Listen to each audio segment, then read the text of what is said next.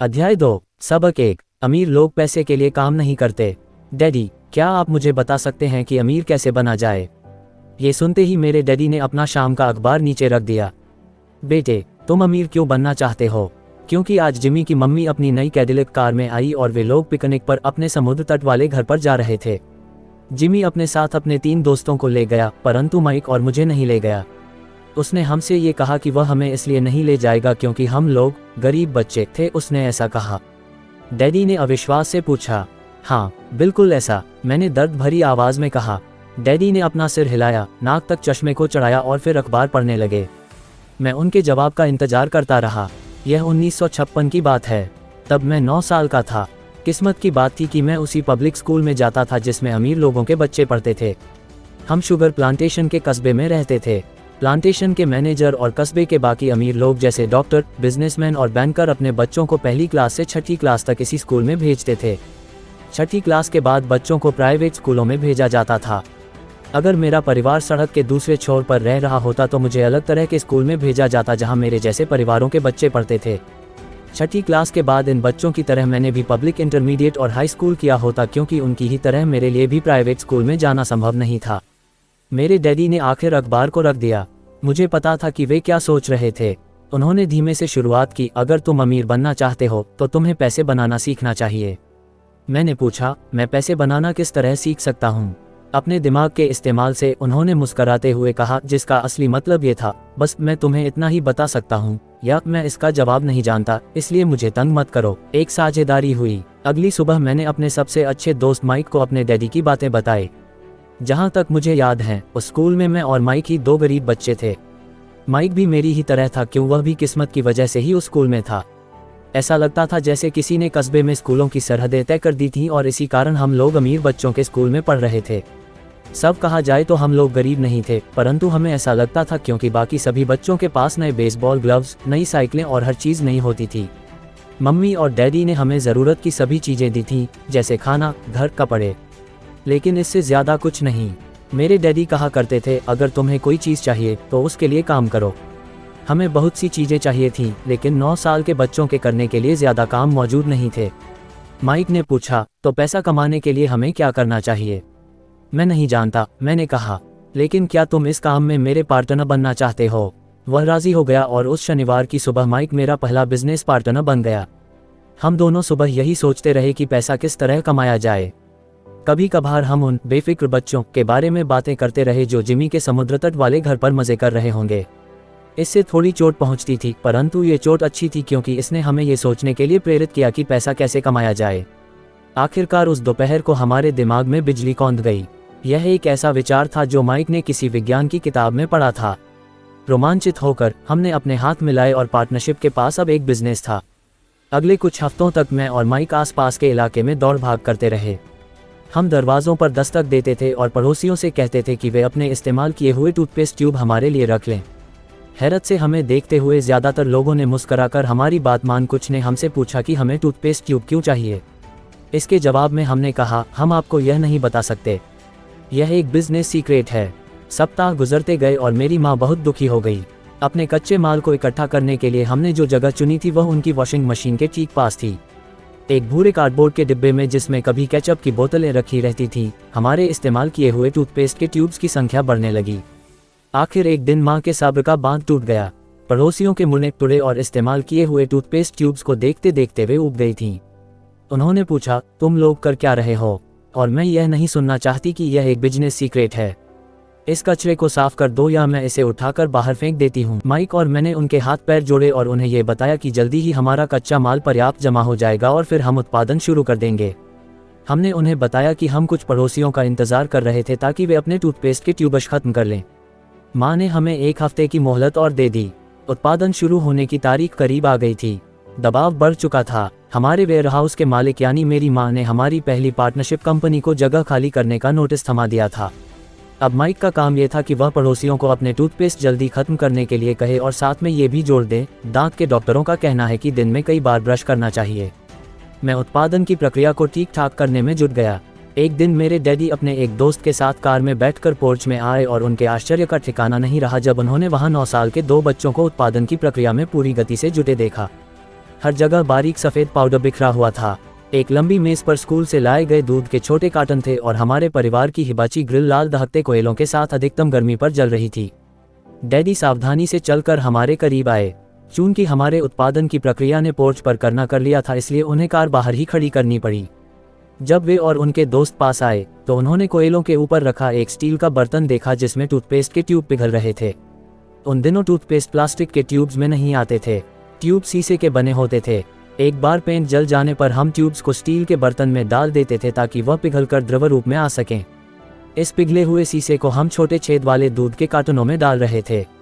दूध के इन कार्टनों में प्लास्टर ऑफ पेरिस भरा था। हर तरफ फैला सफ़ेद पाउडर प्लास्टर ही था जिसमें हमने पानी मिलाया था। जल्दबाजी में मैंने उसके बैग को गिरा दिया था और पूरी ज़मीन ऐसी लग रही थी जैसे वहाँ अभी अभी बर्फ़ का तूफान आया हो।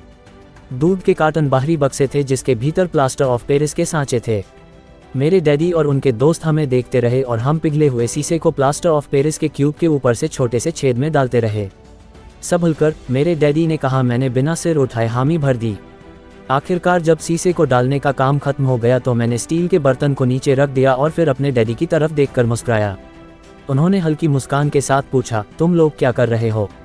हम वही कर रहे हैं जो आपने बताया था, हम अमीर बनने जा रहे हैं, मैंने कहा। हाँ, माइक ने सिर को हिलाते हुए और मुस्कराते हुए कहा। हम दोनों पार्टनर हैं। उद्धरण चिन्ह। डैडी ने पूछा, और इन प्लास्टर के सांचों में क्या है? देखिए, मैंने कहा, इसमें एक बहुत अच्छी चीज़ है। छोटे हथौड़े से मैंने सील को ठोका जिससे बाहरी खोल टूट गया।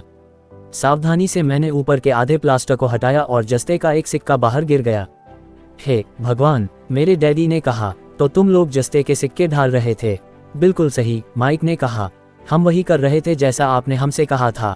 हम पैसा बना रहे थे। मेरे डैडी के दोस्त जोर से हंसने लगे।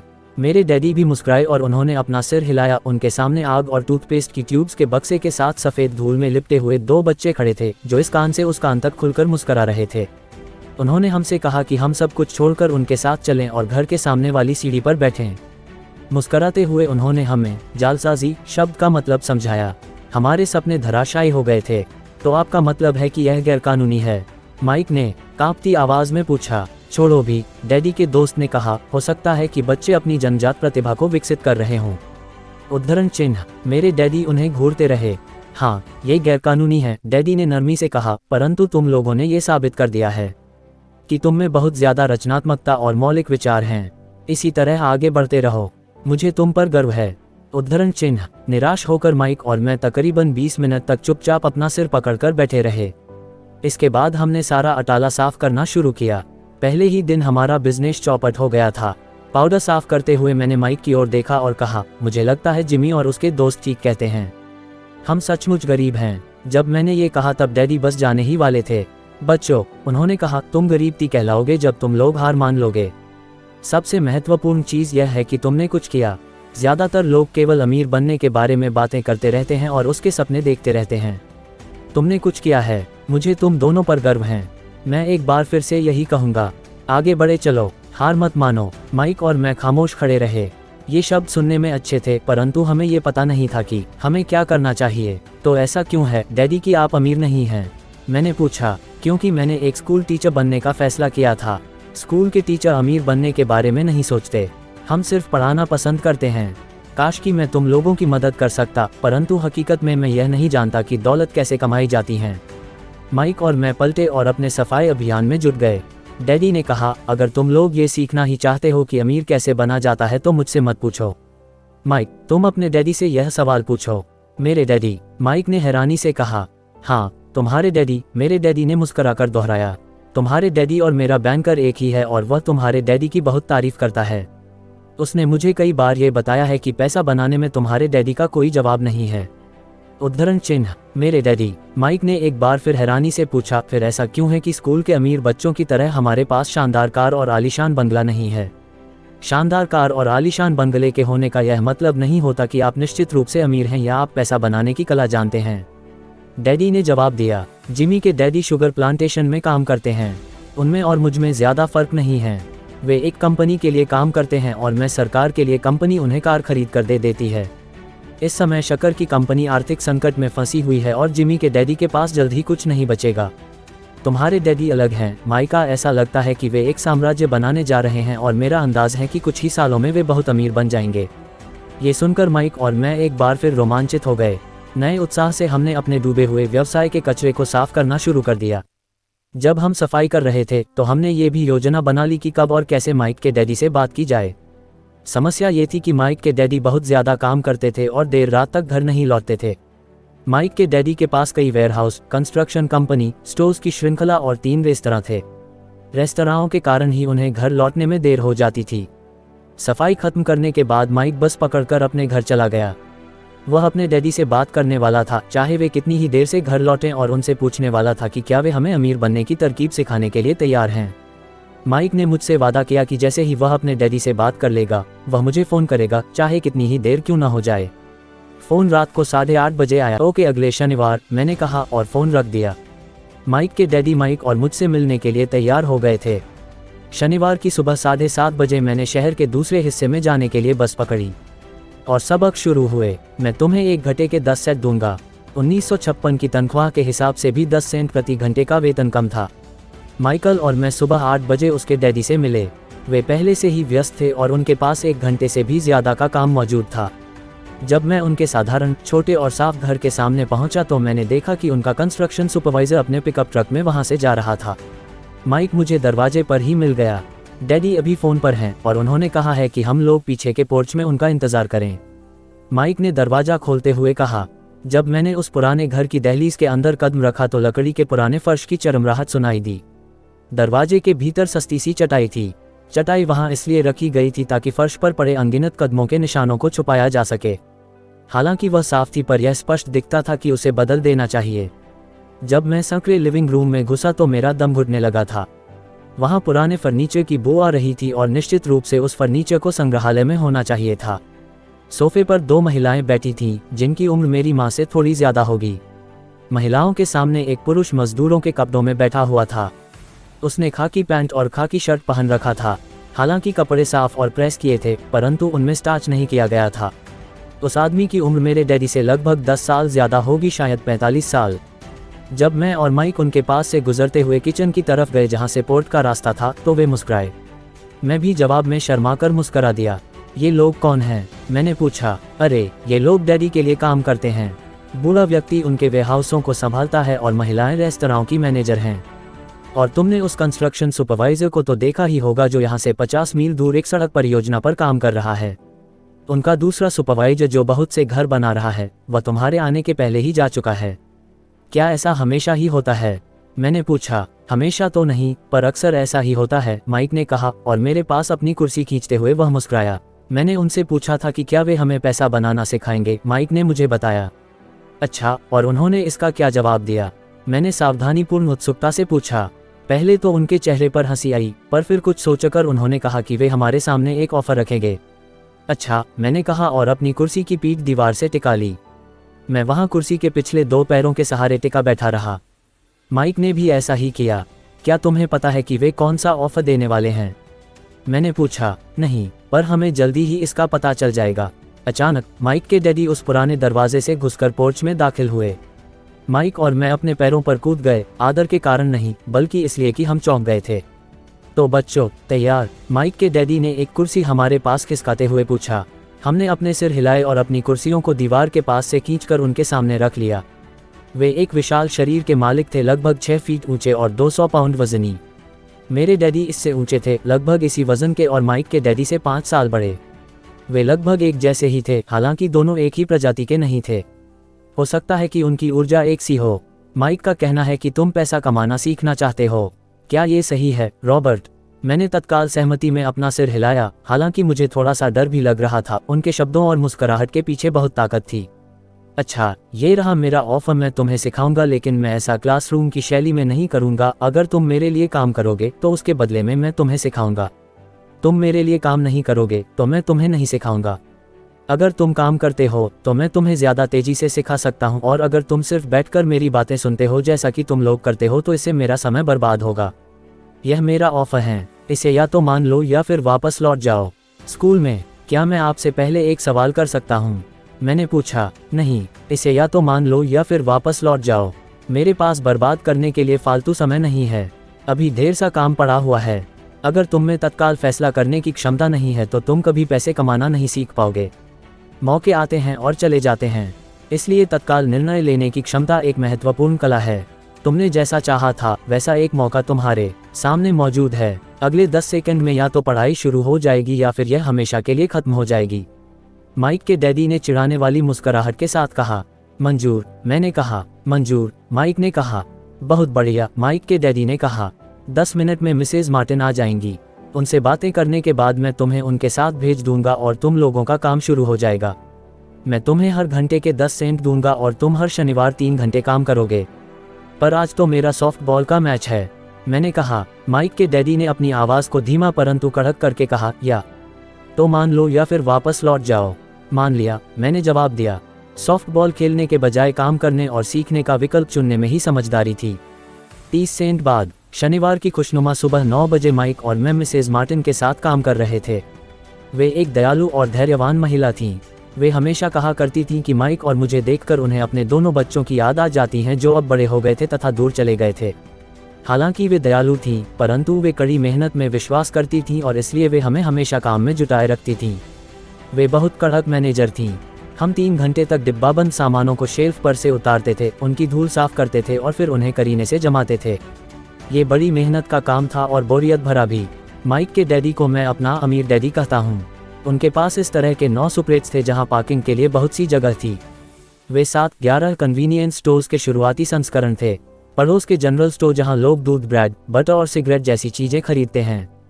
समस्या ये थी कि हवाई में एयर कंडीशनिंग नहीं थी और गर्मी के कारण स्टोर्स अपना दरवाज़ा बंद नहीं कर सकते थे।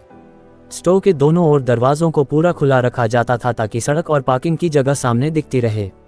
जब भी कोई कार पार्किंग में आती थी तो उसके साथ धूल का गुबार भी आता था जो स्टोर में घुसकर डिब्बों पर जम जाता था।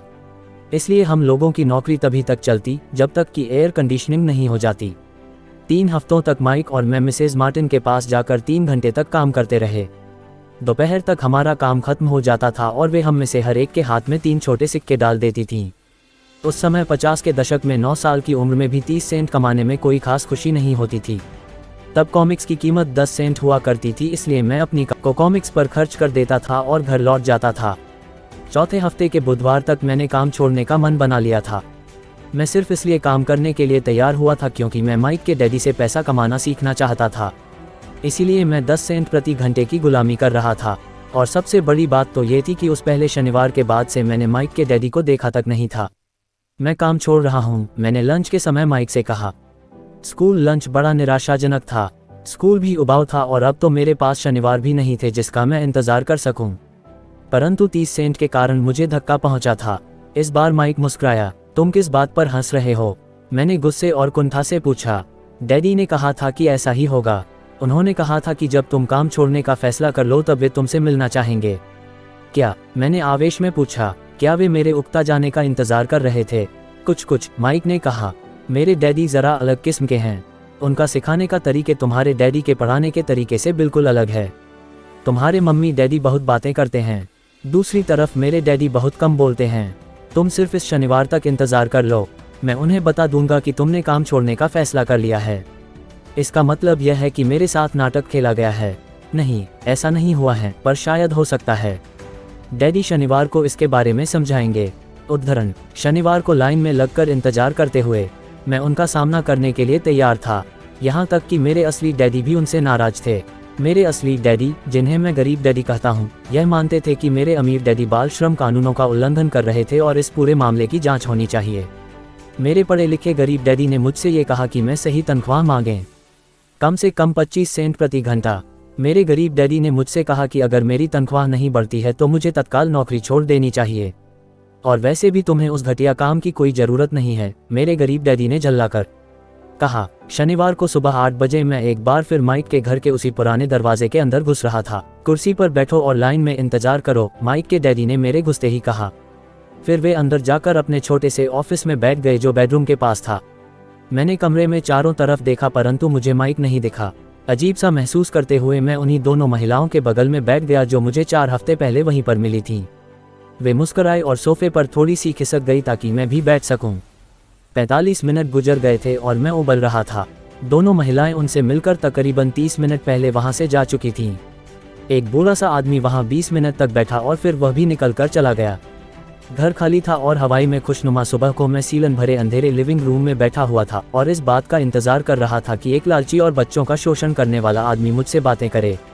मैं सुन सकता था कि वे फ़ोन पर बातें कर रहे थे, ऑफिस में इधर उधर के काम कर रहे थे और मुझे नज़रअंदाज कर रहे थे। मेरी इच्छा तो हो रही थी कि मैं उस घमंडी आदमी से बिना मिले ही घर लौट जाऊं, पर किसी वजह से मैं रुक गया। आखिर 15 मिनट बाद ठीक 9 बजे अमीर डैडी अपने ऑफिस से बाहर निकले। बिना कुछ कहे उन्होंने हाथ से मुझे इशारा किया कि मैं उनके दरबेनुमा ऑफिस में आ जाऊं। अमीर डैडी ने अपनी ऑफिस कुर्सी पर बैठते हुए कहा, या तो तुम्हारी तनख्वाह बढ़ाई जाए या तुम काम छोड़ रहे हो, है ना? उद्धरण चिन्ह। हाँ, समझौते के मुताबिक आप अपनी शर्त पूरी नहीं कर रहे हैं, मैंने लगभग आंसुओं से भीगे स्वर में कहा। 9 साल के बच्चे के लिए एक वयस्क का सामना करना बहुत ज़्यादा डरावना था। आपने कहा था कि अगर मैं आपके लिए काम करूंगा तो आप मुझे पैसा कमाना सिखाएंगे। अपनी तरफ से मैंने आपके लिए काम किया है, मैंने कड़ी मेहनत की है।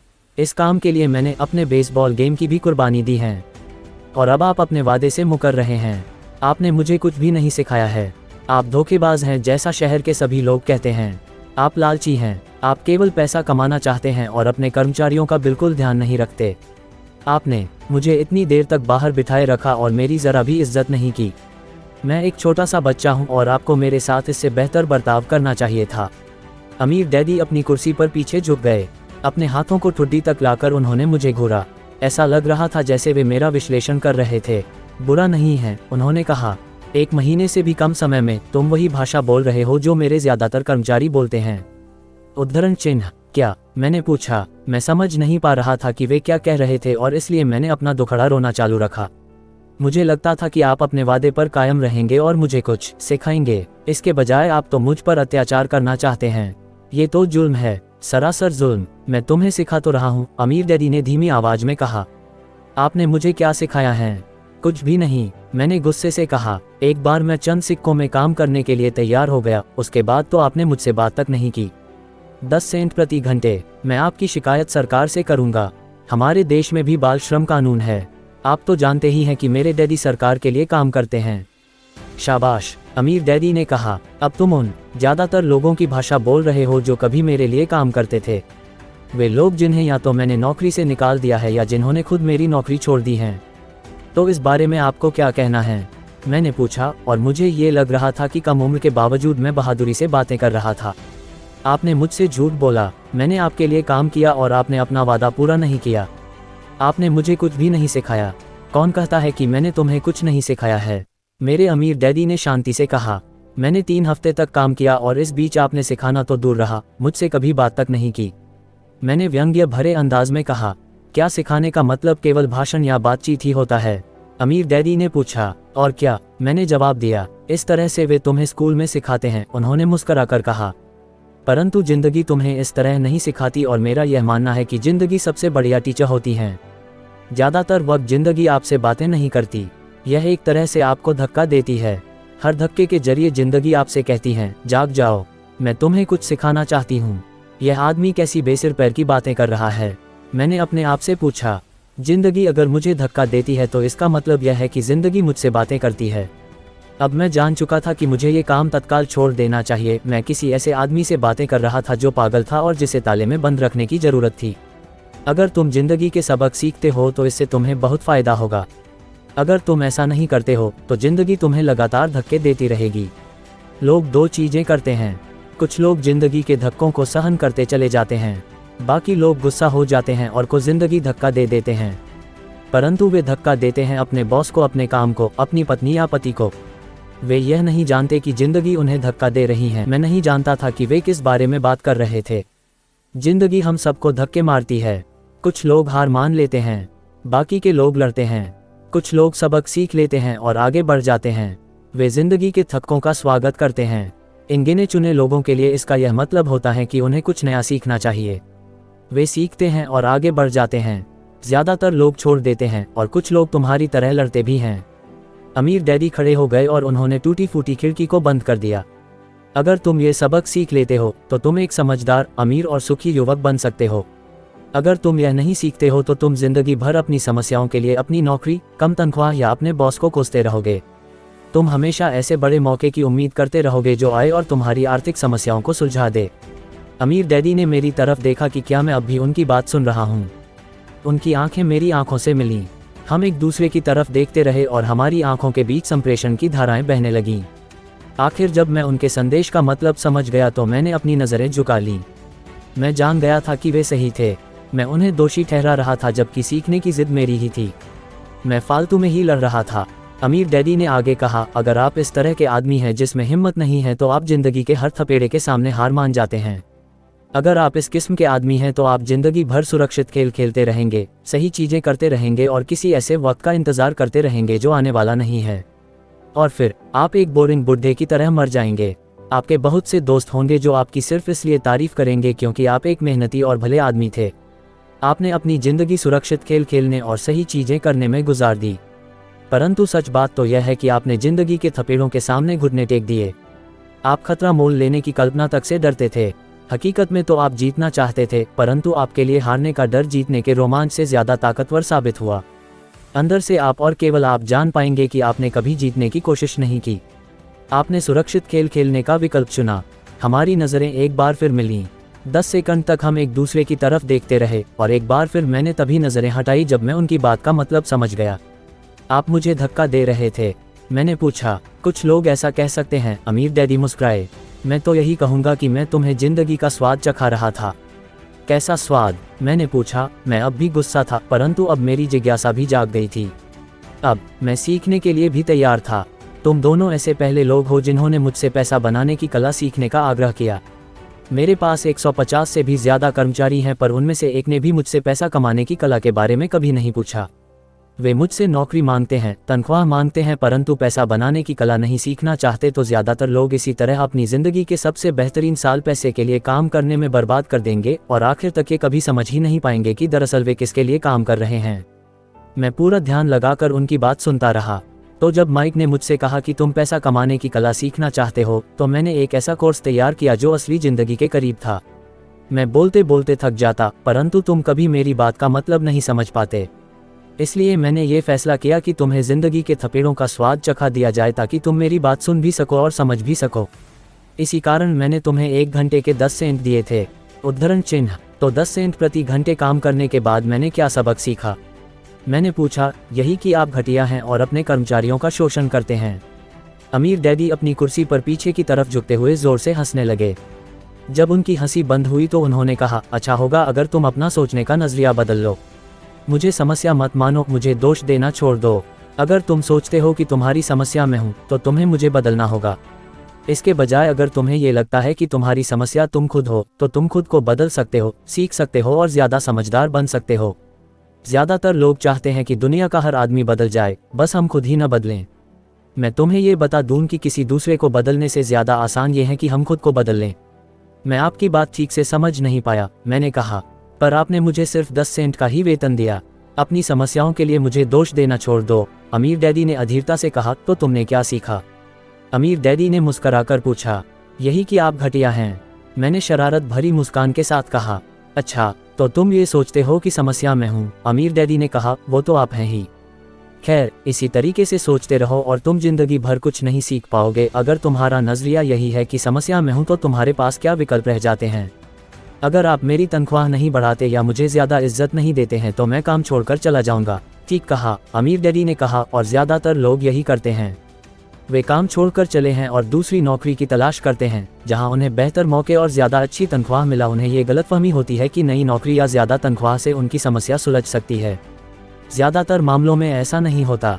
तो समस्या किस तरह सुलझ सकती है? मैंने पूछा। 10 सेंट प्रति घंटे के हिसाब से तनख्वाह लेकर मुस्कराते हुए। अमीर डैडी मुस्कुराए। यही बाकी के लोग करते हैं। वे ये जानते हुए भी कम तनख्वाह में काम करते हैं क्योंकि नौकरी छूट जाने पर उनका और उनके परिवार का पेट कैसे भरेगा। इसीलिए मन महसूस कर वे नौकरी करते हैं और यह सोचकर तनख्वाह बढ़ने का इंतजार करते हैं कि ज़्यादा पैसा आने से समस्या सुलझ जाएगी। ज़्यादातर लोग ऐसा ही सोचते हैं और कड़ी मेहनत करते हुए दूसरी नौकरी भी कर लेते हैं, परंतु उसमें भी उन्हें तनख्वाह कम ही मिलती है। मैं फर्श को घूरता रहा। अब मैं अमीर डैडी के सबक को समझने लगा था। मुझे यह एहसास हो गया था कि यह जिंदगी का स्वाद है। आखिरकार मैंने ऊपर की ओर देखा और अपना सवाल दोहराया, तो फिर यह समस्या किस तरह सुलझेगी? इस सवाल के जवाब में अमीर डैडी ने मुझे वह बेशकीमती नज़रिया दिया जो उन्हें अपने कर्मचारियों और मेरे गरीब डैडी से अलग करता था और जिसकी बदौलत वे हवाई के सबसे अमीर आदमी बनने वाले थे, जबकि मेरे पढ़े लिखे गरीब डैडी जिंदगी भर पैसे की तंगी से जूझने वाले थे। यह एक अद्भुत नज़रिया था जिसने मेरी जिंदगी का नक्शा ही बदल दिया। अमीर डैडी ने बार बार मुझे ये नज़रिया याद दिलाया, जिसे मैं पहला सबक कहूँगा।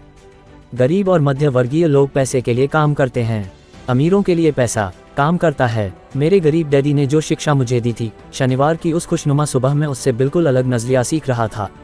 9 साल की उम्र में मैं ये समझ गया था कि दोनों ही डैडी चाहते थे कि मैं सीख। दोनों ही डैडी मुझे पढ़ने के लिए प्रेरित करते थे। फ़र्क सिर्फ इतना था कि दोनों के सुझाए विषय अलग अलग थे।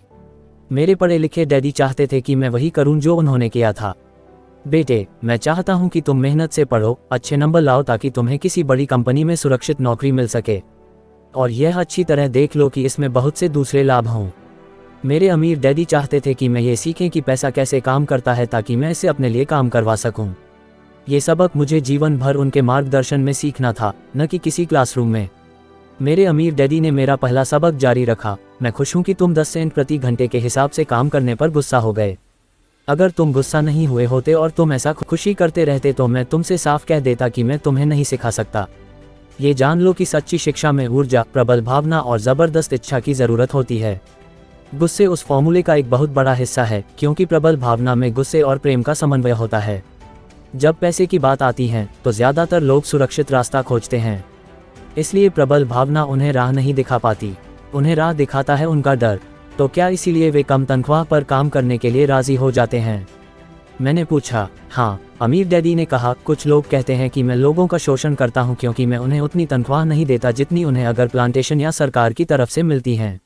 मैं यही कहना चाहता हूँ कि लोग खुद अपना शोषण करते हैं, डरते हुए हैं, मैं नहीं। पर क्या आपको नहीं लगता कि आपको उन्हें ज़्यादा तनख्वाह देनी चाहिए? मैंने पूछा। मुझे ज़्यादा देने की ज़रूरत ही नहीं है, और इसके अलावा ज़्यादा पैसा मिलने से उनकी समस्या नहीं सुलझेगी। अपने डैडी को ही देख लो, वे बहुत सा पैसा कमाते हैं और फिर भी वे अपने बिलों का भुगतान नहीं कर पाते। दुनिया में ऐसे बहुत से लोग हैं जिन्हें अगर ज़्यादा पैसा मिल जाए तो वे ज़्यादा कर्ज में डूब जाएंगे।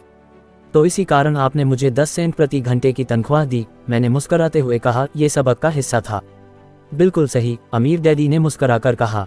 देखो, तुम्हारे डैडी स्कूल गए और उन्होंने बहुत बढ़िया शिक्षा इसलिए हासिल की ताकि उन्हें अच्छी तनख्वाह वाली नौकरी मिल सके, जो उन्हें मिल गई। परंतु उनके पास आज भी पैसे की तंगी है। ऐसा इसलिए है क्योंकि उन्होंने स्कूल में पैसे के बारे में कुछ भी नहीं सीखा, और सबसे बड़ी बात यह है कि वे पैसे के लिए काम करने में भरोसा करते हैं, और आप नहीं करते। मैंने पूछा। नहीं, सच पूछा जाए तो नहीं, अमीर डैडी ने कहा। अगर तुम पैसे के लिए काम करना सीखना चाहते हो तो स्कूल में ही रहो, ये सीखने के लिए उससे बढ़िया जगह कोई नहीं है। परंतु अगर तुम ये सीखना चाहते हो कि पैसा तुम्हारे लिए किस तरह काम करे तो यह मैं तुम्हें सिखा सकता हूँ, परंतु तभी जब तुम ये सीखना चाहो। क्या हर कोई यह नहीं सीखना चाहता? मैंने पूछा। नहीं, अमीर डैडी ने कहा, सिर्फ इसलिए क्योंकि पैसे के लिए काम करना ज़्यादा आसान है, खासकर तब जब पैसे के बारे में आपकी मूल भावना डर हो। मैं समझ नहीं पाया, मैंने त्योरियां चढ़ाकर कहा। उसकी चिंता फिलहाल मत करो, अभी इतना ही समझ लो कि डर के कारण ही ज़्यादातर लोग अपनी नौकरी कर रहे हैं। अपने बिलों का भुगतान न कर पाने का डर नौकरी से निकाल दिया जाएगा, इस बात का डर, पर्याप्त पैसा न होने का डर, एक बार फिर से शुरू करने का डर, यह किसी व्यवसाय को सीखने और पैसे के लिए काम करने की कीमत है। ज़्यादातर लोग पैसे के गुलाम बन जाते हैं और फिर वे अपने बॉस पर अपनी भड़ास निकालते हैं। पूछा। तो आपकी नज़र में पैसे से अपने लिए काम करवाना एक बिल्कुल अलग विषय है? मैंने। बिल्कुल, अमीर डैडी ने जवाब दिया। बिल्कुल। शनिवार की उस खुशनुमा सुबह हवाई में हम लोग चुपचाप बैठे रहे।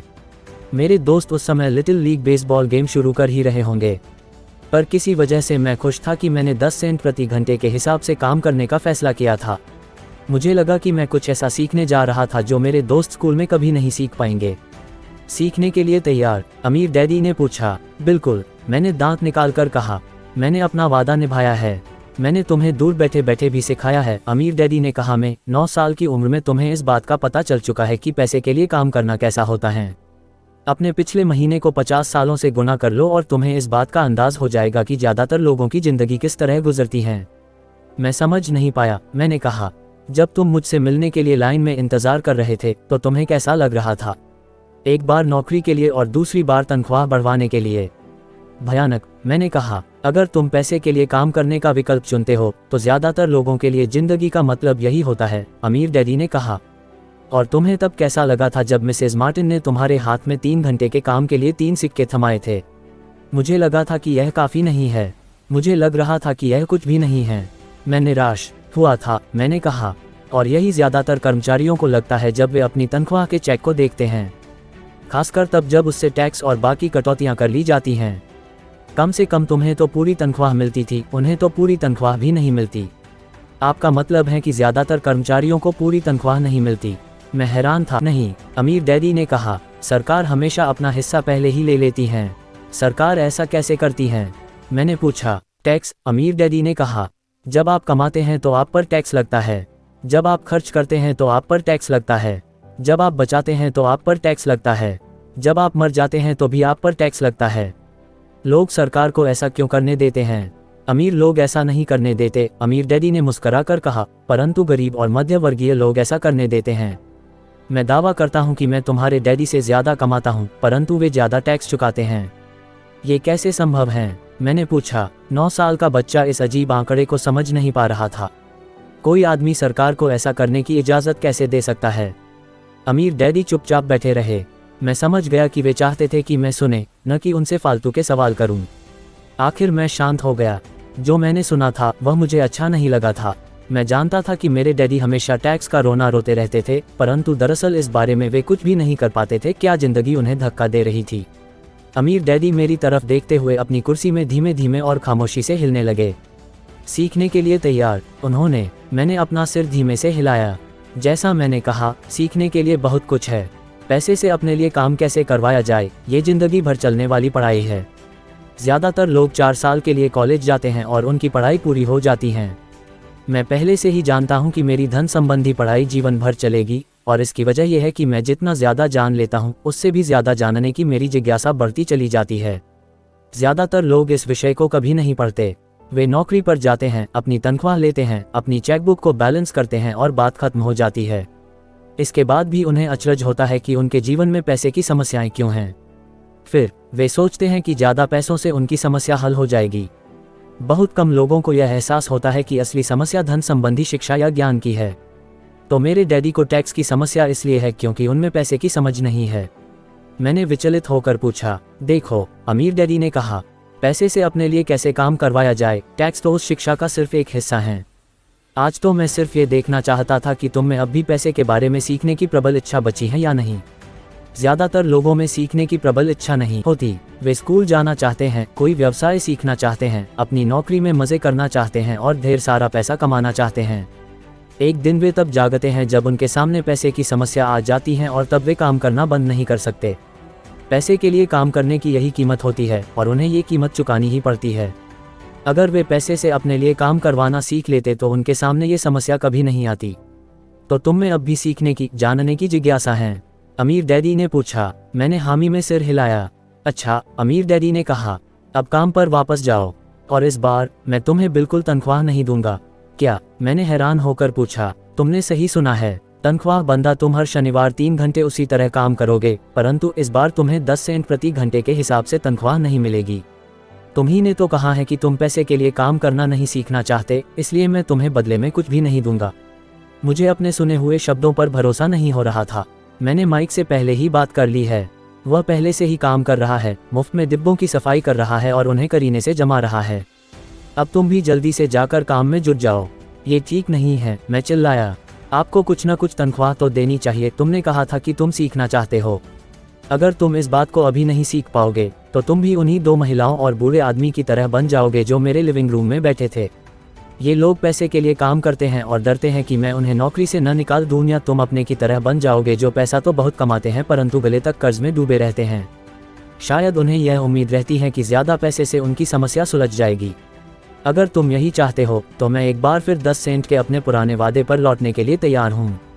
या तुम वह कर सकते हो जो ज़्यादातर लोग करते हैं, इस बारे में शिकायत करो कि तनख्वाह बहुत कम है और तुम ये नौकरी छोड़कर दूसरी नौकरी की तलाश शुरू कर दो। मेरी समझ में नहीं आ रहा है कि मैं क्या करूं। मैंने पूछा। अमीर डैडी ने अपने सिर पर उंगली रखी। इसका इस्तेमाल करो। उन्होंने कहा, अगर तुम इसका सही इस्तेमाल करोगे तो तुम मुझे जल्द ही इस बात के लिए धन्यवाद दोगे कि मैंने तुम्हें मौका दिया और एक दिन तुम बहुत अमीर आदमी बन जाओगे। मैं वहाँ ये सोचते हुए खड़ा था कि मुझे कितना घटिया विकल्प दिया जा रहा है। मैं यहाँ अपनी तनख्वाह बढ़वाने आया था और अब मुझे मुफ्त में काम करने के लिए कहा जा रहा है। अमीर डैडी ने एक बार फिर अपनी उंगली को सिर पर रखा और कहा, इसका इस्तेमाल करो, अब यहाँ से जाओ और अपने काम में जुट जाओ। सबक 1, अमीर लोग पैसे के लिए काम नहीं करते। मैंने अपने गरीब डैडी को यह नहीं बताया कि अब मैं मुफ्त में काम कर रहा हूँ। उन्हें ये समझ में नहीं आता। मैं उन्हें इसकी वजह ठीक से इसलिए नहीं समझा सकता था क्योंकि मैं खुद भी इसे ठीक से नहीं समझ पाया था। अगले 3 हफ्ते माइक और मैं 3 घंटे तक हर शनिवार को काम करते रहे। मुफ्त में काम बहुत परेशानी वाला नहीं था और वक्त गुजरने के साथ साथ यह ज़्यादा आसान होता जा रहा था। मुझे अफसोस था तो अपने छूटे हुए बेसबॉल गेम्स और कॉमिक्स का। अब मैं उनका मज़ा नहीं ले सकता था। तीसरे हफ्ते दोपहर में अमीर डैडी आए। हमने उनके ट्रक के पार्किंग में आने की आवाज़ सुनी। वे स्टोव में घुसे और उन्होंने मिसेज मार्टिन को गले लगाकर अभिवादन किया। स्टोव में क्या चल रहा है ये जानने के बाद वे आइसक्रीम फ्रीजर के पास गए, उसमें से 2 आइसक्रीम निकाली, उनका दाम चुकाया और इसके बाद मेरी और माइक की तरफ इशारा करके कहा, चलो घूमने चलते हैं। हम सड़क के पार गए, कुछ कारों को चकमा दिया और एक बड़े घास के मैदान में टहलने लगे जहाँ कुछ वयस्क संगठन सॉफ्टबॉल खेल रहे थे। दूर की पिकनिक टेबल पर बैठकर उन्होंने माइक और मुझे आइसक्रीम दी। कैसा चल रहा है? बढ़िया, माइक ने कहा। मैंने सहमति में सिर हिलाया। कुछ और सीखा? अमीर डैडी ने पूछा। माइक और मैंने एक दूसरे की तरफ देखा, अपने कंधे उचकाए और अपने सिर को ना में एक साथ हिलाया। जिंदगी के सबसे बड़े जाल से बचना। अच्छा ये होगा कि तुम बचपन से ही यह सोचना शुरू कर दो। तुम अब जिंदगी के सबसे बड़े सबक को देख रहे हो। अगर तुम इस सबक को सीख लेते हो तो तुम बहुत ज़्यादा आज़ादी और सुरक्षा भरी जिंदगी का सुख ले सकते हो। अगर तुम ये सबक नहीं सीख पाते हो तो तुम भी मिसेज मार्टिन और इस पार्क में खेल रहे ज़्यादातर लोगों की तरह ही बन जाओगे। वे बहुत ज़्यादा मेहनत करते हैं परंतु उसके बदले में उन्हें बहुत कम पैसे मिलते हैं। वे नौकरी की सुरक्षा के मोह में फंसे रहते हैं। हर साल मिलने वाली 3 हफ्ते की छुट्टियों और 45 साल तक काम करते रहने के बाद मिलने वाली थोड़ी सी पेंशन का सपना देखते रहते हैं। अगर इस तरह की ज़िंदगी जीने में तुम्हें सुख मिलता है तो मैं तुम्हारी तनख्वाह बढ़ाकर 25 सेंट प्रति घंटा कर सकता हूँ। परंतु ये लोग अच्छे लोग हैं और मेहनती भी हैं, फिर आप उनका मजाक क्यों उड़ा रहे हैं? मैंने पूछा। अमीर डैडी के चेहरे पर मुस्कान आ गई। मिसेज मार्टिन मेरे लिए माँ जैसी हैं। मैं इतना कठोर नहीं हो सकता कि उनका मजाक उड़ाऊं। ये कठोर लगता ज़रूर है क्योंकि मैं तुम दोनों के सामने स्थिति स्पष्ट करना चाहता हूँ और वह भी आसान शब्दों में। मैं तुम्हारे नज़रिए को बड़ा करना चाहता हूँ ताकि तुम कुछ आगे भी देख सको, दूर तक देख सको। ज़्यादातर लोगों को आगे देखने का फ़ायदा कई बार सिर्फ इसलिए नहीं मिल पाता क्योंकि उनके देखने का दायरा बहुत छोटा होता है। ज़्यादातर लोग जिस जाल में फंसे हुए हैं वे उसे देख ही नहीं पाते। माइक और मैं वहाँ पर सोचते हुए बैठे रहे क्योंकि हम उनकी बातों का मतलब पूरी तरह से नहीं समझ सके थे। उनकी बातें सुनने में कठोर और कड़वी लग रही थी परंतु हम ये भी जानते थे कि वे हमें कुछ सिखाने की काफ़ी कोशिश कर रहे थे। मुस्कुराहट के साथ अमीर डैडी ने कहा, क्या 25 सेंट प्रति घंटे का ऑफर अच्छा नहीं लगा? क्या इससे दिल की धड़कन तेज नहीं हुई? मैंने अपना सिर नाक में हिलाया, जबकि असल में ऐसा ही हुआ था। 1 घंटे काम के बदले में 25 सेंट मेरे हिसाब से बहुत बढ़िया सौदा था। अच्छा, मैं तुम्हें 1 घंटे के $1 दूंगा, अमीर डैडी ने शरारत भरी मुस्कान के साथ कहा। अब मेरा दिल तूफान मेल की तरह दौड़ रहा था।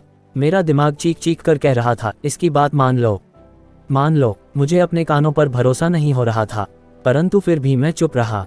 अच्छा, $2 प्रति घंटे।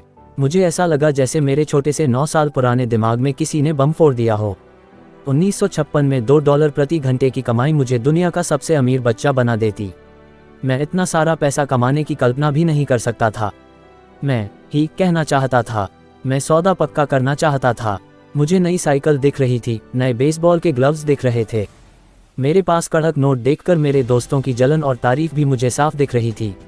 सबसे बड़ी बात तो ये थी कि जिमी और उसके अमीर दोस्त मुझे फिर कभी गरीब नहीं कह सकते थे।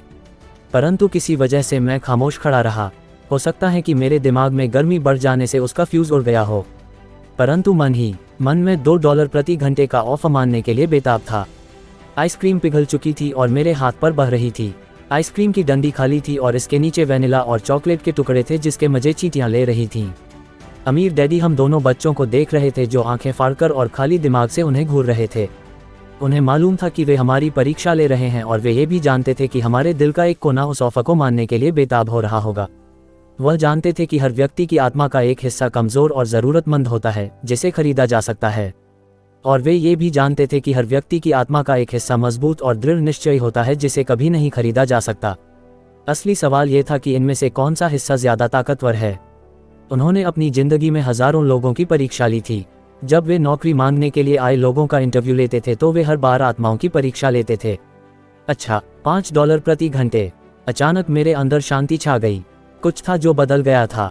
ऑफर बहुत ही बड़ा था और मूर्खतापूर्ण लग रहा था। 1956 में गिने चुने वयस्कों को $5 प्रति घंटे से ज़्यादा मिलता होगा। लालच खत्म हो गया था और इसकी जगह शांति ने ले ली थी। धीमे से मैं अपनी बाईं तरफ खड़े माइक की तरफ मुड़ा। उसने भी मेरी तरफ देखा। मेरी आत्मा का जो हिस्सा कमज़ोर और ज़रूरतमंद था वह खामोश हो चुका था। मेरा वह हिस्सा जिसे खरीदा नहीं जा सकता था वह आगे आ चुका था। मेरे दिमाग और आत्मा में पैसे को लेकर हुए इस युद्ध में शांति और विश्वास जीत चुके थे। मैं जानता था कि माइक भी उसी बिंदु पर पहुंच चुका होगा। अच्छा, अमीर डैडी ने धीमे से कहा, ज़्यादातर लोगों की एक कीमत होती है और उनकी कीमत इसलिए होती है क्योंकि हम सभी में दो भावनाएं होती हैं, डर और लालचा। पहले तो पैसे के बिना रहने के डर से हमें कड़ी मेहनत करने की प्रेरणा मिलती है। इसके बाद जब हमें तनख्वाह मिलती है तो हम में लालच या इच्छा की भावना जाग जाती है। पैसा होने पर हम उन बढ़िया चीज़ों के बारे में सोचने पर मजबूर हो जाते हैं जो उस पैसे से खरीदी जा सकती हैं। इस तरह हमारी ज़िंदगी का एक पैटर्न बन जाता है। किस तरह का पैटर्न? मैंने पूछा। सुबह जागने, काम पर जाने, खर्च करने, सुबह जागने, काम पर जाने, खर्च करने। लोगों की ज़िंदगी हमेशा डर और लालच इन्हीं दो भावनाओं से चलती है। उन्हें अगर ज़्यादा पैसा दे भी दे तो वे इसी पैटर्न पर चलकर अपना खर्च बढ़ा लेंगे। इसी पैटर्न को मैं चूहा दौड़ कहता हूँ। क्या कोई दूसरा रास्ता भी है? माइक ने पूछा। हाँ, अमीर डैडी ने धीमे से कहा, परंतु इसे बहुत कम लोग खोज पाते हैं। और वह रास्ता क्या है? माइक ने पूछा। उसी रास्ते को तुम लोग काम करते हुए और मेरे साथ सीखते हुए खोज लोगे, मैं यही उम्मीद करता हूँ। इसी कारण मैंने तुम्हें पैसे देना बंद कर दिया है। इस बारे में कोई संकेत तो दीजिए। माइक ने कहा, हम लोग मेहनत से काम करते करते थक चुके हैं, खासकर तब जब इसके बदले में हमें कुछ नहीं मिल रहा है। पहला कदम तो ये कि तुम लोग सच बोलो, अमीर डैडी ने कहा। हम लोग झूठ नहीं बोल रहे हैं, मैंने कहा। मैंने कब कहा कि तुम लोग झूठ बोल रहे हो? मैं तो ये कह रहा हूँ कि सच्ची बात कह देनी चाहिए, अमीर डैडी ने जवाब दिया। किस बारे में? मैंने पूछा। इस बारे में कि तुम लोगों को कैसा लग रहा है, अमीर डैडी ने कहा। तुम्हें ये किसी और से कहने की ज़रूरत नहीं है, सिर्फ अपने आप से सच बोलो। आपके कहने का मतलब यह है कि इस पार्क में मौजूद लोग, आपके लिए काम करने वाले लोग, मिसेज मार्टिन, ये सब लोग ऐसा नहीं करते। मुझे ऐसा ही लगता है, अमीर डैडी ने कहा। इसके बजाय उन्हें हमेशा पैसा नहीं होने का डर सताता रहता है। उस डर का सामना करने के बजाय, सोचने के बजाय ये लोग सिर्फ प्रतिक्रिया करते रहते हैं। इस दौरान वे दिल से काम लेते हैं, दिमाग से नहीं। अमीर डैडी ने अपने सिर पर उंगली ठोकते हुए कहा। फिर उनके हाथ में कुछ पैसे आ जाते हैं और उनमें खुशी, इच्छा और लालच की भावनाएं जाग जाती हैं। और एक बार फिर वे दिमाग से सोचने के बजाय दिल से काम करने लगते हैं। तो वे दिल से, यानी अपनी भावनाओं से सोचते हैं, माइक ने कहा। बिल्कुल ठीक, अमीर डैडी ने कहा। वे इस बारे में सच नहीं बताते कि उन्हें कैसा लग रहा है। वे अपनी भावना से काम करते हैं और दिमाग से सोचने का कष्ट नहीं उठाते। उन्हें डर लगता है, वे नौकरी करने जाते हैं और आशा करते हैं कि ज़्यादा पैसे आने से उनका डर दूर हो जाएगा। परंतु ऐसा नहीं होता है। वही पुराना डर उन्हें फिर से सताने लगता है। वे फिर से नौकरी करने जाते हैं और फिर आशा करते हैं कि पैसा उनके डर को कम कर देगा, परंतु ऐसा नहीं होता। डर के ही कारण वे नौकरी के जाल में फंसे रहते हैं, पैसा कमाते हैं, काम करते हैं, पैसा कमाते हैं और आशा करते हैं कि डर से उनका पीछा छूट जाएगा। परंतु हर रोज़ जब वे उठते हैं तो उनका पुराना डर भी उनके साथ उठता है। वही पुराना डर करोड़ों लोगों को रात भर जगाता है और उनकी रात बहुत चिंता और परेशानी में गुजरती है। इसलिए वे उठते हैं, काम पर जाते हैं और यह आशा करते हैं कि तनख्वाह के चेक से उनके दिल को कुतरने वाले इस डर को वे मौत के घाट उतार देंगे। सच बात तो यह है कि पैसा उनकी ज़िंदगी को चला रहा है, परंतु वे इस बारे में कभी सच नहीं बोलते हैं। पैसे ने उनकी भावनाओं पर कब्जा कर लिया है और उनकी आत्माओं पर भी। ये कहकर अमीर डैडी खामोश हो गए ताकि उनके शब्दों में छुपा संदेश हमारे अंदर चला जाए। माइक और मैंने उनकी बातें सुनी थी, परंतु हम उनका मतलब पूरी तरह नहीं समझ पाए थे। मुझे अक्सर यह हैरानी होती थी कि लोगों को ऑफिस जाने की इतनी जल्दी क्यों होती है। उन्हें अपनी नौकरी में खास मज़ा नहीं आता था और वे कभी खुश भी नहीं दिखते थे। फिर क्या वजह थी जो उन्हें जल्दी ऑफिस जाने के लिए प्रेरित करती थी? जब अमीर डैडी ने देख लिया कि हम जितना समझ सकते थे हमने उतना समझ लिया है, तो उन्होंने आगे कहा, मैं ये चाहता हूँ कि तुम लोग इस जाल से बचो। दरअसल मैं तुम्हें यही सिखाना चाहता हूँ। मेरा मकसद तुम्हें सिर्फ अमीर बनना सिखाना नहीं है, क्योंकि अमीर बनने से समस्या नहीं सुलझेगी। अमीर बनने से समस्या नहीं सुलझेगी। मैंने आश्चर्य से पूछा। बिल्कुल नहीं, मुझे दूसरी भावना, इच्छा के बारे में अपनी बात पूरी करने दो। कुछ लोग इसे लालच कहते हैं, परंतु मैं इसे इच्छा कहना ज्यादा पसंद करता हूँ। ये बुरा नहीं है कि हम किसी बेहतर, ज्यादा सुंदर, ज्यादा सुखद या रोमांचक चीज की इच्छा रखें।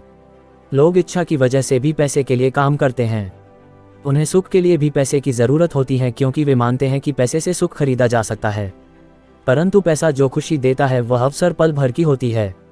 उन्हें ज्यादा खुशी, ज्यादा आनंद, ज्यादा आराम, ज्यादा सुरक्षा हासिल करने के लिए और ज्यादा पैसे की जरूरत होती है। इसलिए वे काम करते रहते हैं और यह सोचते रहते हैं कि पैसा डर और लालच से परेशान उनकी आत्माओं को शांत कर देगा। परंतु पैसा ये काम नहीं कर सकता, अमीर होने के बाद भी नहीं। माइक ने पूछा। हाँ, अमीर होने के बाद भी नहीं, अमीर डैडी ने कहा। दरअसल बहुत से अमीर लोग इच्छा के कारण नहीं, बल्कि डर के कारण अमीर होते हैं। वे सचमुच सोचते हैं कि दौलत हो तो पैसे न होने का डर, गरीब होने का डर खत्म हो जाता है। इसलिए वे ढेर सारी दौलत जमा कर लेते हैं और तब जाकर उन्हें पता चलता है कि उनका डर और बढ़ गया है। उन्हें अब इसके खोने की चिंता सताने लगती है। मैं ऐसे दोस्तों को जानता हूं जो बहुत सा पैसा होने के बाद भी काम में जुटे रहते हैं। मैं ऐसे लोगों को भी जानता हूं जिनके पास आज करोड़ों की दौलत है, परंतु वे आज उससे भी ज्यादा चिंतित और परेशान हैं जितने वे अपनी गरीबी के दिनों में थे। उन्हें इस बात का डर है कि वे अपनी सारी दौलत खो देंगे। अमीर बनने से पहले जो डर उन्हें सता रहे थे, वे अमीर बनने के बाद और भी बढ़ गए हैं। उनकी आत्मा का कमजोर और जरूरतमंद हिस्सा अब और तेजी से चीख रहा है। वे अपने आलीशान बंगलों, शानदार कारों और उस ऐशो-आराम की जिंदगी को नहीं खोना चाहते जो पैसे से खरीदी गई है। वे इसी चिंता में घुलते रहते हैं कि अगर वे कंगाल हो गए तो उनके दोस्त क्या कहेंगे। इसी चिंता की वजह से कई लोग तो न्यूरोटिक और कुंठित हो चुके हैं, हालांकि वे अमीर दिखते हैं और उनके पास पहले से ज्यादा पैसा है। तो क्या गरीब आदमी ज्यादा सुखी होता है? मैंने पूछा। नहीं, मेरे हिसाब से तो ऐसा नहीं होता, अमीर डैडी ने जवाब दिया। पैसे से दूर रहना भी उतना ही बड़ा पागलपन है जितना कि उसके पीछे भागना। उसी समय कस्बे का एक पागल हमारी मेज के पास से गुजरा और कूड़ेदान के पास रुककर उसमें कुछ ढूंढने लगा, जैसे उसे किसी ने समझाकर भेजा हो। चर्चा के इस मोड़ पर हम तीनों उसकी हरकतों को दिलचस्पी के साथ देख रहे थे, जबकि इससे पहले हमने उसे नजरअंदाज कर दिया होता। अमीर डैडी ने अपने पर्स में से $1 निकाला और उस पागल बूढ़े को पास आने का इशारा किया।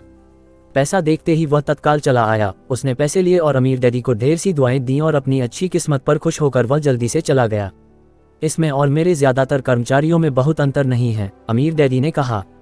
मैं ऐसे बहुत से लोगों से मिला हूं जो कहते हैं, अरे मुझे पैसों में कोई रुचि नहीं है, फिर भी वे हर रोज 8 घंटे की नौकरी पर जाते हैं। ये तो सच्चाई को नकारना है। अगर उन्हें पैसे में रुचि नहीं है तो वे नौकरी पर क्यों जाते हैं? इस तरह का चिंतन पागलपन का चिंतन है, उस कंजूसी भरे चिंतन से भी ज्यादा पागलपन का जिसमें कोई आदमी पैसे पर कुंडली मारकर बैठ जाता है। जब मैं वहां अपने अमीर डैडी की बात सुन रहा था तब मेरे दिमाग में ये ख्याल आ रहा था कि मेरे गरीब डैडी 1000 बार यह कह चुके थे, मुझे पैसे में कोई रुचि नहीं है। वे ऐसा अक्सर कहा करते थे। वे खुद की असली भावनाओं को छुपाने के लिए हमेशा ये भी कहा करते थे, मैं इसलिए काम करता हूँ क्योंकि मुझे अपना काम बहुत पसंद है। तो हमें क्या करना चाहिए? मैंने पूछा। यही कि हम पैसे के लिए काम नहीं करें जब तक कि हमारे मन से डर और लालच की भावनाएं पूरी तरह से न निकल जाएं। नहीं, उसमें तो बहुत समय बर्बाद हो जाएगा, अमीर डैडी ने कहा। भावनाओं के कारण ही तो हम इंसान हैं, इन्हीं के कारण हमारी हस्ती है।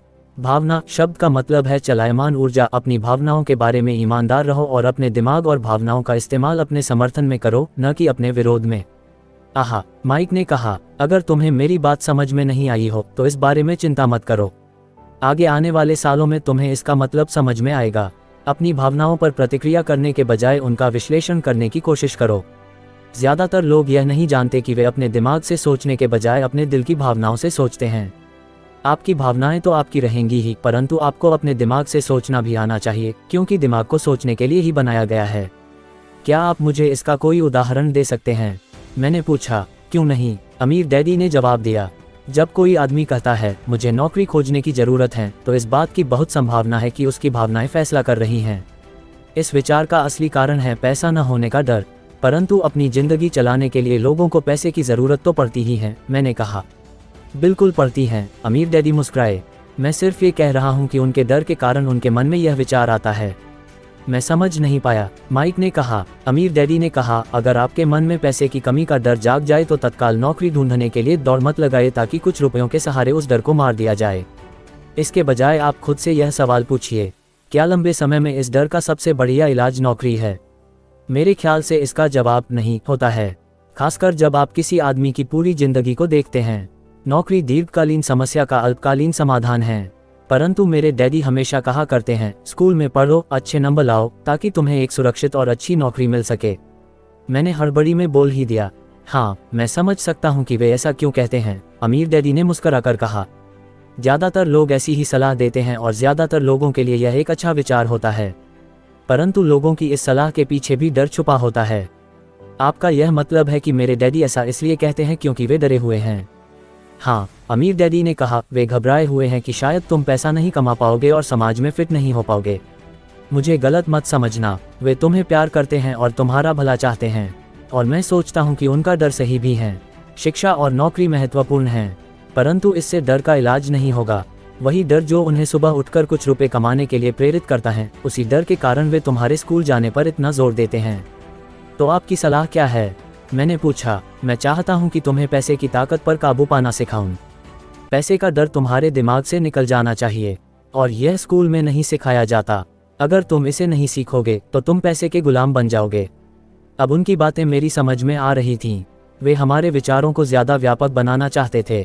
वे चाहते थे कि जो मिसेज मार्टिन नहीं देख सकती थी, उनके कर्मचारी नहीं देख सकते थे, या मेरे डैडी तक नहीं देख सकते थे, वह देखने की योग्यता हम में आ जाए।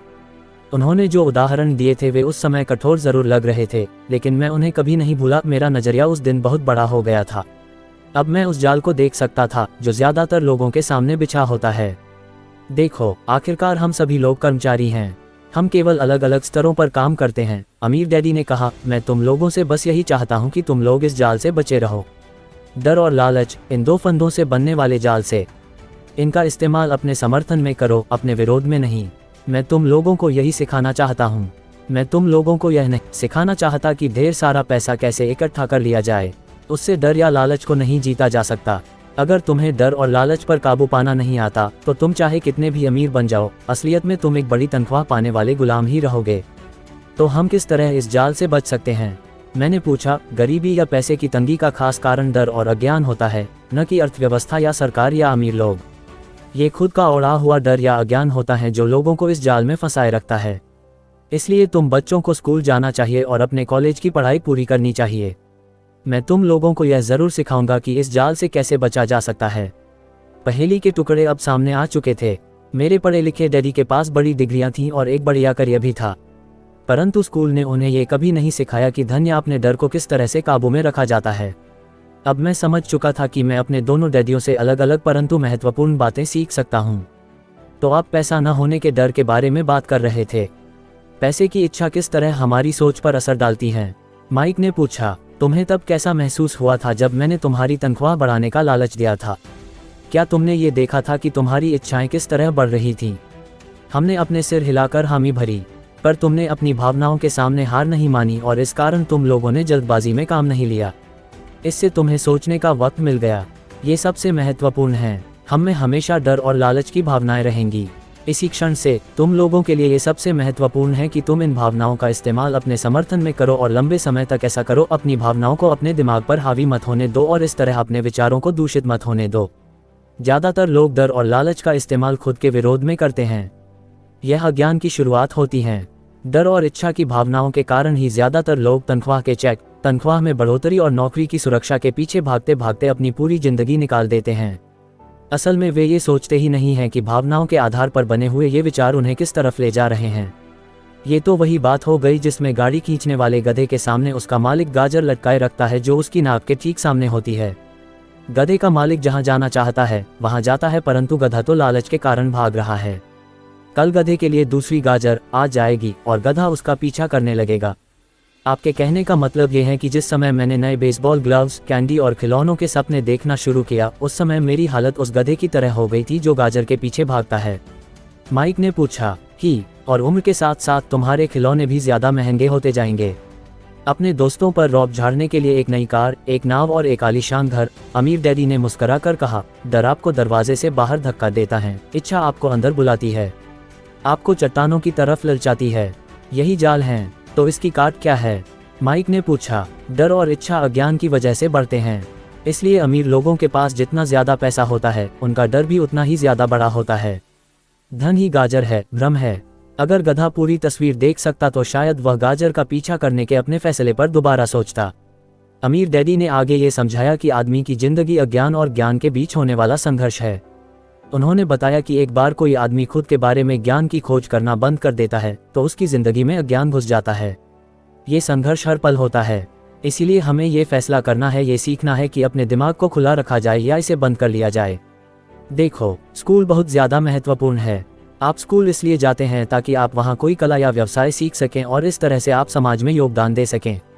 हर समाज में शिक्षकों, डॉक्टरों, मैकेनिकों, कलाकारों, रसोइयों, व्यावसायिक लोगों, पुलिस अफसरों, दमकल कर्मियों और सिपाहियों की ज़रूरत होती है। स्कूल उन्हें ये सब सिखाते हैं ताकि हमारा समाज विकसित हो सके और हमारी संस्कृति समृद्ध हो सके, अमीर डैडी ने कहा। दुर्भाग्य से कई लोगों के लिए स्कूल शिक्षा का अंत होता है, शुरुआत नहीं। एक लंबी खामोशी छाई रही। अमीर डैडी मुस्करा रहे थे। उस दिन उन्होंने जो कहा था वह मैं पूरी तरह से नहीं समझ पाया था, परंतु ज़्यादातर महान शिक्षकों के शब्द सालों तक हमें सिखाते रहते हैं। उनके शब्द इसी तरह से आज भी मेरे साथ हैं। मैं आज थोड़ा निर्मम हुआ, अमीर डैडी ने कहा। एक वजह से निर्मम हुआ। मैं चाहता था कि तुम लोगों को आज की यह चर्चा हमेशा याद रहे। मैं चाहता हूं कि तुम लोग हमेशा मिसेज मार्टिन के बारे में सोचो। मैं चाहता हूं कि तुम लोग हमेशा उस गधे के बारे में सोचो। इन्हें कभी मत भूलना। अगर तुमने अपनी समझदारी से उन्हें काबू में नहीं किया तो डर और लालच की तुम्हारी दोनों भावनाएं तुम्हें जिंदगी के सबसे बड़े जाल में फंसा सकती हैं। अपनी जिंदगी को डरते डरते गुजारना, अपने सपनों को पूरा न करना निर्ममता है। ये भी निर्ममता है कि पैसे के लिए कड़ी मेहनत की जाए और यह सोचा जाए कि पैसे से खरीदी गई चीजें सुख दे सकती हैं। बिल चुकाने के डर से घबराकर आधी रात को जागना जीने का एक भयानक तरीका है। तनख्वाह के हिसाब से जिंदगी जीना भी कोई जीना है। ये सोचना कि कोई नौकरी आपको सुरक्षा का एहसास दे सकती है खुद से झूठ बोलना है। ये निर्ममता है और यही वह जाल है जिससे मैं तुम्हें बचाना चाहता हूँ। मैंने देखा है कि पैसा किस तरह से लोगों की जिंदगियों को चलाता है। ऐसा अपने साथ मत होने देना। भगवान के लिए पैसे को अपनी जिंदगी मत चलाने देना। हमारी मेज के नीचे सॉफ्ट बॉल आ गई। अमीर डैडी ने उसे उठाया और वापस खिलाड़ियों के पास फेंक दिया। तो अज्ञान का लालच और डर से क्या ताल्लुक है? मैंने पूछा। ये पैसे का अज्ञान ही है जिसकी वजह से इतना लालच और इतना डर पैदा होता है, अमीर डैडी ने कहा। मैं तुम्हें कुछ उदाहरण देता हूँ। एक डॉक्टर जो अपने परिवार को ज्यादा खुशी देना चाहता है, अपनी फीस बढ़ा देता है। उसकी फीस बढ़ने की वजह से स्वास्थ्य सुविधाएं हर एक के लिए महंगी हो जाती हैं। अब इससे गरीब लोगों को सबसे ज्यादा नुकसान पहुंचता है, इसलिए गरीब लोगों का स्वास्थ्य अमीर लोगों से ज्यादा बुरा होगा। अब चूंकि डॉक्टरों ने अपनी फीस बढ़ा दी है, इसलिए वकील भी अपनी फीस बढ़ा देते हैं। चूंकि वकीलों ने अपनी फीस बढ़ा दी है, इसलिए स्कूल के टीचर भी अपनी तनख्वाह बढ़वाना चाहते हैं, जिसके कारण हमारा टैक्स बढ़ता है और यह सिलसिला अनंत काल तक यूं ही चलता रहता है। जल्द ही अमीर और गरीब लोगों के बीच इतना भयानक अंतर हो जाएगा कि प्रलय आ जाएगी और एक और महान सभ्यता धराशायी हो जाएगी। महान सभ्यताएं तभी धराशायी हुई हैं जब अमीरों और गरीबों के बीच का फासला बहुत ज्यादा हो गया है। अमेरिका भी उसी रास्ते पर चल रहा है और इससे ये साबित होता है कि इतिहास अपने आप को दोहराता है, क्योंकि हम इतिहास से कुछ नहीं सीखते हैं। हम केवल ऐतिहासिक तारीखें और नाम रटते हैं, उनके सबक को भूल जाते हैं। क्या कीमतें नहीं बढ़नी चाहिए? मैंने पूछा। अच्छी तरह से चल रही सरकार और एक शिक्षित समाज में तो नहीं कीमतें दरअसल कम होनी चाहिए। जाहिर है कि ऐसा केवल सिद्धांत में ही हो सकता है। कीमतें अज्ञान से पैदा हुए लालच और डर के कारण बढ़ती हैं। अगर स्कूलों में धन के बारे में सिखाया जाता तो लोगों के पास ज्यादा पैसा होता और बाजार की कीमतें भी कम होती, परंतु स्कूलों में सिर्फ पैसे के लिए काम करना सिखाया जाता है, पैसे की ताकत का इस्तेमाल नहीं सिखाया जाता। परंतु हमारे यहाँ बिजनेस स्कूल भी हैं। माइक ने पूछा। क्या आप मुझे अपनी मास्टर्स डिग्री के लिए बिजनेस स्कूल जाने के लिए प्रेरित नहीं कर रहे हैं? ही, अमीर डैडी ने कहा। परंतु अक्सर ऐसा होता है कि बिजनेस स्कूल ऐसे कर्मचारियों को प्रशिक्षित करते हैं जो परिष्कृत बीन काउंटर्स होते हैं। ईश्वर ही मालिक हैं जब कोई बीन काउंटर बिजनेस संभाल ले। वे सिर्फ संख्या को देखते हैं, लोगों को निकालते हैं और बिजनेस का गला घोंट देते हैं। मैं जानता हूं क्योंकि मैं बीन काउंटर से काम लेता हूं। वे सिर्फ इतना ही सोचते हैं कि लागत कैसे कम की जाए और कीमत कैसे बढ़ाई जाए, जिससे बहुत सी समस्याएं पैदा हो जाती हैं। बीन काउंटिंग भी महत्वपूर्ण है। मैं सोचता हूं कि ज्यादा लोगों को इस बारे में जानना चाहिए, परंतु ये भी पूरी तस्वीर नहीं बताती। अमीर डैडी ने गुस्से से कहा। तो फिर क्या इसका कोई हल है? माइक ने पूछा। हाँ, अमीर डैडी ने कहा। सोचने के लिए अपनी भावनाओं का इस्तेमाल करना सीखो। अपनी भावनाओं के बहाव में आकर मत सोचो। जब तुम लोग मुफ्त में काम करने के लिए तैयार हो गए थे तो तुमने अपनी भावनाओं को काबू में रखना सीख लिया था। तभी मैं समझ गया था कि तुमसे उम्मीद की जा सकती हैं। जब मैंने तुम्हें ज्यादा तनख्वाह का लालच दिया तब तुमने एक बार फिर भावनाओं की बात नहीं मानी। तुम ताकतवर भावनाओं के बावजूद सोचना सीख रहे थे। ये पहला कदम था। ये कदम इतना महत्वपूर्ण क्यों है? मैंने पूछा। ये तुम अपने आप जान जाओगे। अगर तुम सीखना ही चाहते हो तो मैं तुम लोगों को ब्रायर पैच में ले जाऊंगा। ये वह जगह है जिससे लोग बचते हैं। मैं तुम्हें उस जगह पर ले जाऊंगा जहां जाने में ज्यादातर लोगों को डर लगता है। अगर तुम मेरे साथ जाओगे तो तुम्हारे मन से पैसे के लिए काम करने का विचार निकल जाएगा। इसके बजाय तुम ये सीखोगे कि पैसे से कैसे काम लिया जा सकता है। और अगर हम आपके साथ जाते हैं तो हमें क्या मिलेगा? अगर हम आपसे सीखने के लिए तैयार होते हैं तो हमें क्या मिलेगा?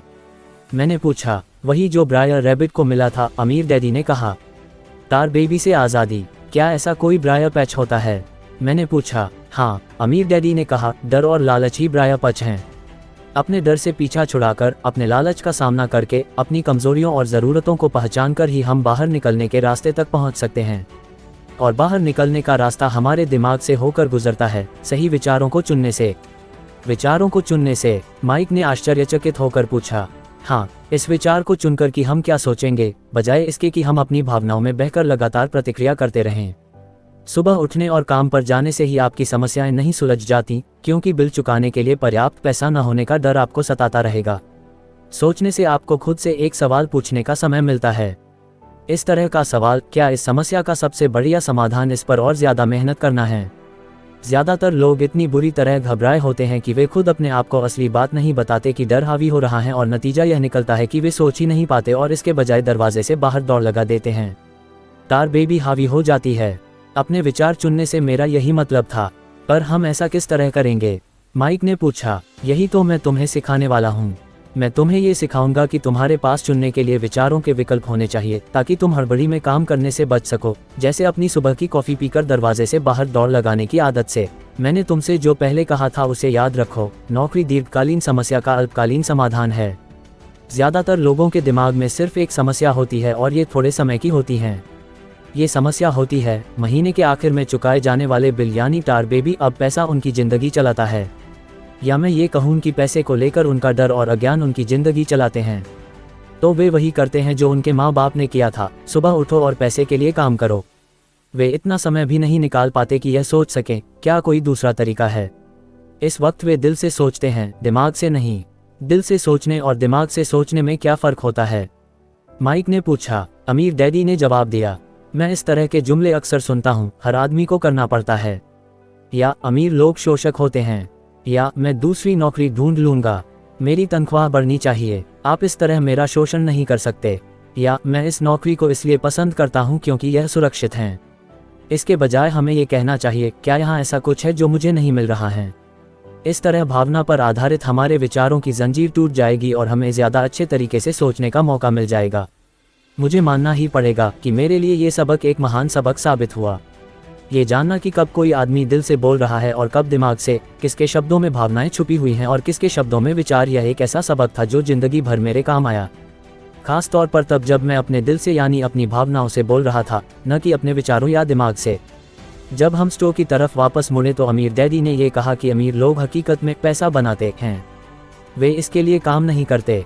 उन्होंने ये भी बताया कि 5 सेंट के शीशे के सिक्के ढालते समय जब माइक और मैं ये सोच रहे थे कि हम पैसे बना रहे थे, तो हमारे विचार उसी रास्ते पर चल रहे थे जिस पर अमीर लोग चलते हैं। दिक्कत सिर्फ इतनी थी कि हमारे लिए ऐसा करना गैरकानूनी था। सरकार और बैंकों के लिए ऐसा करना कानूनी था, परंतु हमारे लिए नहीं था। उन्होंने ये भी बताया कि पैसा कानूनी और गैरकानूनी दोनों ही तरीकों से कमाया जा सकता है। अमीर डैडी ने बाद में हमें यह समझाया कि अमीर लोग जानते हैं कि धन एक भ्रम है जो हकीकत में गधे के सामने लटकी गाजर की तरह होता है। धन के भ्रम के कारण जो डर और लालच पैदा होता है, उसकी वजह से ही अरबों खरबों लोग ये सोचते रहते हैं कि धन असली वीज है। धन दरअसल एक मायाजाल है। जनता के अज्ञान और भरोसे के भ्रम की वजह से ही ताश के पत्तों का ये महल खड़ा रह पाता है। सच कहा जाए तो गधे की गाजर धन से ज्यादा कीमती है, उन्होंने कहा। उन्होंने अमेरिका के गोल्ड स्टैंडर्ड के बारे में भी बात की और ये बताया कि हर डॉलर का नोट असल में चांदी का प्रमाण पत्र है।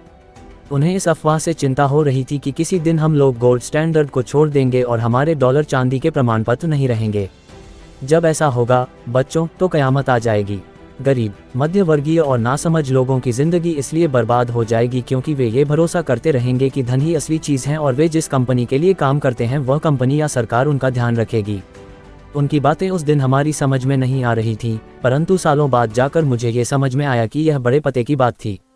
वह देखना जो दूसरे नहीं देख पाते। जब वे अपने पिकअप ट्रक में चढ़े तो उन्होंने कहा, काम करते रहो बच्चों, पर जितनी जल्दी तुम तनख्वाह की ज़रूरत को भूल जाओगे, तुम्हारी आगे की ज़िंदगी उतनी ही आसान हो जाएगी।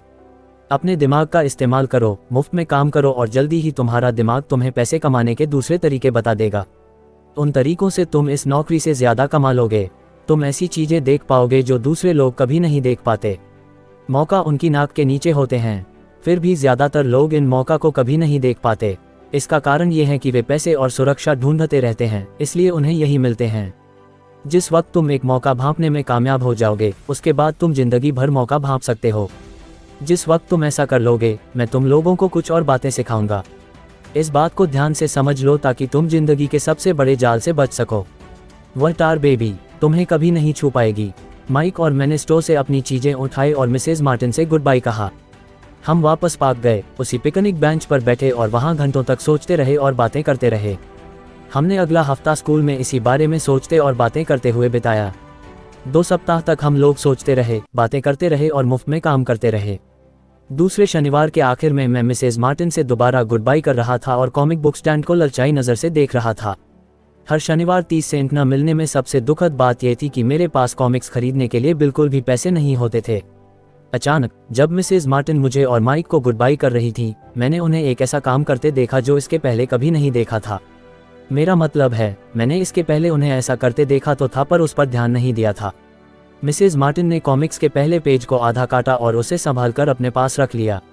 बाकी की पुस्तक को उन्होंने एक बड़े से भूरे कार्डबोर्ड के डिब्बे में डाल दिया। जब मैंने उनसे पूछा कि वे इन कॉमिक्स का क्या करती हैं, तो उन्होंने कहा, मैं उन्हें फेंक देती हूँ। जब वह नई कॉमिक्स लाता है तो मैं ऊपर के आधे कवर को क्रेडिट के लिए कॉमिक बुक डिस्ट्रीब्यूटर को दे देती हूँ। वह 1 घंटे में आने ही वाला है। माइक और मैंने 1 घंटे तक इंतज़ार किया। जल्दी ही वह डिस्ट्रीब्यूटर आया और मैंने उससे पूछा कि क्या हमें कॉमिक्स मिल सकती हैं। इस पर उसने जवाब दिया, आपको मिल सकती हैं अगर आप इस स्टोर में काम करते हैं और अगर आप ये वादा करें कि आप उन्हें दोबारा नहीं बेचेंगे। हमारी पार्टनरशिप एक बार फिर कायम हो गई थी। माइक की मम्मी ने बेसमेंट में हमें एक खाली कमरा दे दिया जो उनके किसी काम नहीं आता था। हमने उसकी सफाई करके उसमें सैकड़ों कॉमिक्स जमा कर लीं। जल्दी ही हमारी कॉमिक्स लाइब्रेरी लोगों के लिए खोल दी गई। माइक की छोटी बहन को पढ़ने का बहुत शौक था, इसलिए हमने उसे अपना लाइब्रेरियन बना दिया। लाइब्रेरी में आने और कॉमिक्स पढ़ने के लिए वह हर बच्चे से 10 सेंट लेती थी। स्कूल खत्म होने के बाद हर दोपहर 2:30 बजे से 4:30 तक लाइब्रेरी खुलती थी। पड़ोस के बहुत से बच्चे इसके ग्राहक बन गए थे और वे जितनी कॉमिक्स पढ़ना चाहते थे 2 घंटे में पढ़ सकते थे। यह उनके लिए बहुत बढ़िया सौदा था, क्योंकि एक कॉमिक्स की कीमत 10 सेंट होती थी और 2 घंटे में वे 5 या 6 कॉमिक्स पढ़ लेते थे। माइक की बहन लौटते समय बच्चों की तलाशी लेती थी और ये देख लेती थी कि वे अपने कपड़ों में कॉमिक्स छुपाकर तो नहीं ले जा रहे हैं। वह इस बात का रिकॉर्ड भी रखती थी कि हर रोज़ कितने बच्चे आए, उनका नाम क्या था और उनके सुझाव क्या थे। माइक और मुझे 3 महीने तक हर हफ्ते $9.5 का औसत लाभ हुआ। हमने उसकी बहन को हर हफ्ते $1 का भुगतान किया और उसे मुफ्त में कॉमिक्स पढ़ने का फ़ायदा भी दिया। हालांकि वह कॉमिक्स कभी कभार ही पढ़ती थी, क्योंकि वह हमेशा अपनी पढ़ाई में लगी रहती थी। माइक और मैं समझौते के मुताबिक हर शनिवार स्टोर में काम करते रहे। साथ ही हम अलग अलग दुकानों से कॉमिक्स इकट्ठी करते रहे। हमने वादे के मुताबिक कॉमिक्स नहीं बेची। जब कोई कॉमिक्स फट जाती थी तो हम उसे जला देते थे। हमने इसकी एक शाखा खोलने की भी कोशिश की, लेकिन हमें माइक की बहन की तरह मेहनती और भरोसेमंद लाइब्रेरियन नहीं मिला। बहुत कम उम्र में ही हमने ये जान लिया था कि अच्छे स्टाफ को खोजना कितना मुश्किल होता है। लाइब्रेरी खुलने के 3 महीने बाद हमारी लाइब्रेरी में एक समस्या आ गई। दूसरे मोहल्ले के कुछ गुंडे अंदर घुस आए और उन्होंने झगड़ना शुरू कर दिया। माइक के डैडी ने सुझाव दिया कि हम अपना ये कारोबार बंद कर दें। तो इस तरह हमारा कॉमिक्स का धंधा बंद हो गया और हमने कन्वीनियंस स्टोर पर हर शनिवार काम करना भी बंद कर दिया। फिर भी अमीर डैडी रोमांचित थे, क्योंकि उनके पास ऐसी बहुत सी नई बातें थीं जो वे हमें सिखाना चाहते थे। वे खुश थे क्योंकि हमने उनके पहले सबक को इतनी अच्छी तरह सीख लिया था। हमने ये भी सीख लिया था कि पैसे से अपने लिए काम कैसे करवाया जाता है। स्टोर में नौकरी के बदले में पैसा नहीं मिलता था, इसलिए हमें मजबूरन अपनी कल्पना शक्ति पर जोर डालना पड़ा ताकि हम पैसा कमाने का कोई दूसरा तरीका ढूंढ सकें।